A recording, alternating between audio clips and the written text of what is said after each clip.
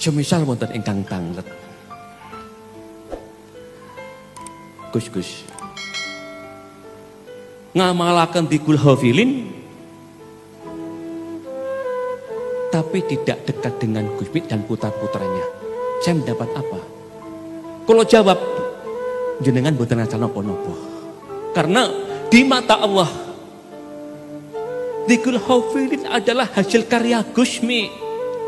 Lebih penting Gusmi ketimbang dikul hafilinnya. Paham jenengan nggih? Ini karena nyuwun sewu.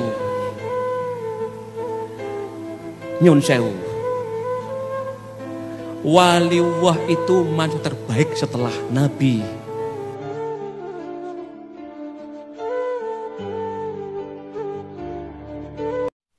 Assalamualaikum warahmatullahi wabarakatuh. Para pemirsa dimanapun panjenengan berada, ini menindaklanjuti dawuh-dawuh yang kusabut ataupun NB numpang bicara khusus bagi pemirsa, bagi pecinta Gusmi yang awam. Ini yang awam. Jadi amat sangat benar yang didawuhkan kusabut, yang diaturkan kusabut, bahwa sang waliullah itu manusia terbaik setelah Nabi. Saya ulangi, sang waliullah itu manusia terbaik setelah Nabi. Bahkan para waliullah itu tidak meninggal, tidak mati, tidak wafat. Inna awliyallahi yamutuna, bahwa para wali-walinya Allah itu tidak mati, tidak meninggal, hanya hijrah min dari dunia ila daril akhirah, pindah dari dunia ke akhirat. Termasuk Gusmi itu juga tidak meninggal, tidak mati.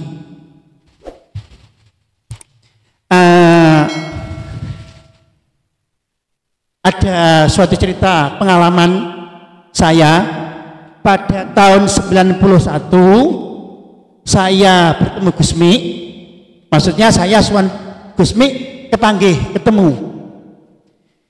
Di dalam dawuhnya Gusmi tegas mendawuhi saya, Sanusi, ini saya suan yang pertama kali mas ya, Sanusi, ini pertemuan yang pertama kali dan yang terakhir. Jadi maksudnya pertemuan pertama kali dan yang terakhir tidak ketemu lagi. Kita ketemu dari Gusmi, bisa saya temui kamu lewat mimpi. Akhirnya ya Allah, 2 tahun yang lalu para pemirsa, tepatnya malam Rebu Pahing, ada acara di tempat kusabut. Saya tiba-tiba di sini tidak boleh pulang. San, kamu jangan pulang dulu, suruhnya pulang para jamaah, tinggal yang membersih tempat-tempat, yang beringkesi tikar dan son sebagainya. Saya diajak ke apa nih Bu, ke gazebo ya. Nah, gazebo yang sebelah gazebo itu tempatnya di sebelahnya musola kusabut. Di situ kusabut membisiki saya, San, kamu saya beri ijazah, kamu saya beri wiritan. Ini wiritannya antik, mas. Kamu wiritan gini San ya, Gusmi Al-Fatihah, terus Bismillahirrahmanirrahim, Alhamdulillahirrahmanirrahim, Ar-Rahmanirrahim, sampai waladhdallin amin. Gusmi Al-Fatihah, Gusmi Al-Fatihah, terus tidak henti-henti, di jalan di padam terus. Akhirnya wiritan itu bocor didengar oleh Mbah Asbahani Arba, salah satu sesepuh di Filin, minta belionya. Akhirnya Mbah Hani mengamalkan, saya juga mengamalkan. Itu saya amalkan sebelum puasa pas malam 21 ya, malam selikur ya. Subhanallah, di dalam mimpi, nun sewu, ini yang dapat hidayah akan percaya, tapi kalau tidak dapat hidayah paling mendengarkan saja akan sinis. Asal bukan jadi mimpi. Gusmi berjanji di dalam mimpi, tiba-tiba saya dengan istri saya itu naik sepeda hongkel mas. Umumnya kenyataan kan mungkin toh, saya lemu kayak gini, istri saya bayi lemu, ya gak sepeda ongkele melungker dadi walu to ya. Nek sepeda ontel, saya tiba-tiba Gusmi ada di ruangan sini. Gusmi di rumah sambil layah-layah dengan anak buahnya khodamnya. Bilang gini, saya salaman, saya ngesun langsung. Enggak nebus saya enggak mau menyelamatkan si Fulan. Bilang gini Mas, saya rahasiakan ya namanya. Sebenarnya ada namanya tapi saya rahasiakan itu. Enggak boleh. Di dalam mimpi, saya tidak mau menyelamatkan Fulan. Terus khodamnya sambil gulung tikar, Gusmi, Fulan itu pengkhianat pada panjenengan. Nah, aku kan belum tahu siapa Fulan itu, tapi aku tahu namanya. Akhirnya udah hilang, Gusmi hilang itu dah dalam mimpi kok. Akhirnya saya survei lewat orang-orang pengikut yang sudah sesepuh tua, namanya Fulan itu siapa? Ketemu Mas. Namanya ketemu, alamatnya ketemu. Sebagian sesepuh Dzikrul mengatakan itu orang baik sebab Gusmi pertama kali perdana semaan Al-Quran, pertama kali lonceng semaan Al-Quran itu di tempatnya Fulan itu.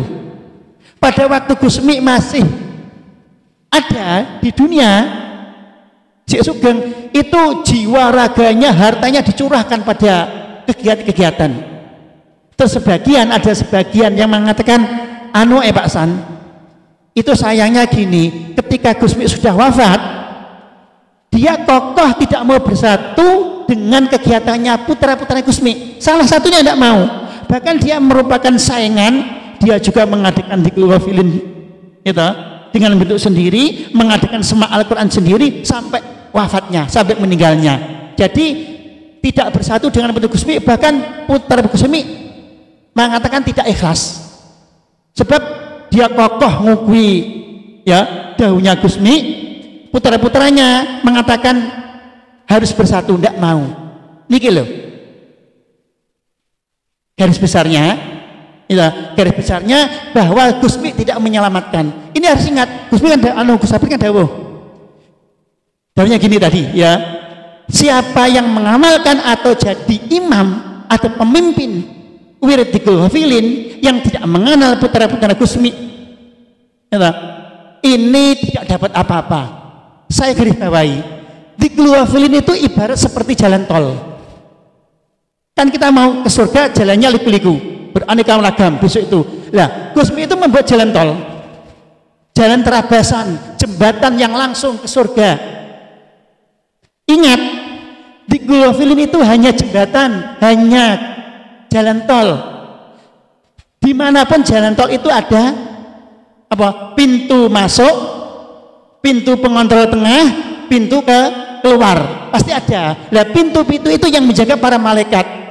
Jalan tol tanpa ada tanda tangan TTD Gusmi dan putra-putra Gusmi, maka akan tertolaklah. Jelas ya? Siapa yang mengamalkan Dzikrul Ghafilin, ikut semaan janti komanta di bawah namanya Gusmi, tidak mengenal putra-putranya, tidak mau bersatu dan di bawah komando putra-putranya, sama saja dia tahu jalan tol tapi tidak mempunyai tanda tangan, tidak akan bisa masuk. Apalagi sampai alamat masuk saja tidak bisa. Di tengah ada pengontrol, di sana dan keluarnya, masuk sudah tidak ada. Jelas ya? Lebih baik kita dapat ridho, dapat tanda tangan daripada mengamalkan Dzikrul Ghafilin. Aku kira yang perlu saya aturkan, sampaikan segitu saja. Saya akhiri, wassalamualaikum warahmatullahi wabarakatuh.